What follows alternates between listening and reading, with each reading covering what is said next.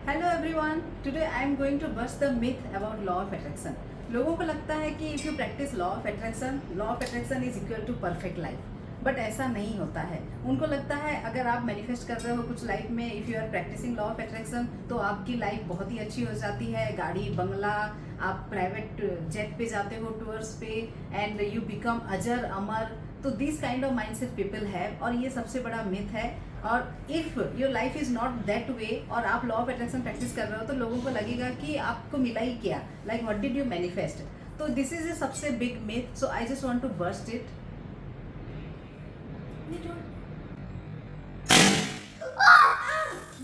Okay, the balloon तो burst हो गया, लेकिन फिर भी हमको उसके अंदर कुछ मिला। So what is it, what we get after the myth bust? We get a positive mindset.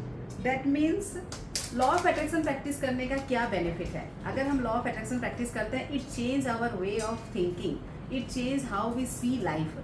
Because सब कुछ बेस्ट होना, अभी मैं एक स्लाइड यहाँ पे दिखा रही हूँ आपको, जिसको मैं बताना चाहती हूँ कि कुछ चीज़ें लाइफ में इनएविटेबल होती है, आप चाह के भी अवॉइड नहीं कर सकते।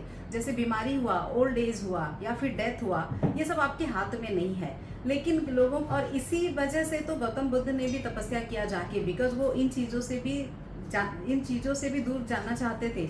अल्टीमेट लिमिटेशंस हमको यही चीज़ें देती है, एंड ये हमारे हाथ में नहीं है। तो फिर लॉ ऑफ अट्रैक्शन प्रैक्टिस करने का फायदा क्या है? लॉ ऑफ अट्रैक्शन प्रैक्टिस करने से you change your mindset, you become a different person. आपको समझ में आता है कि जो भी चीज़ें pain is inevitable but suffering is optional. So law of attraction practice करने से क्या होता है कि हम डिफरेंट पर्सन बनते हैं, एंड हम चीज़ों को अलग तरीके से देखना चालू करते हैं।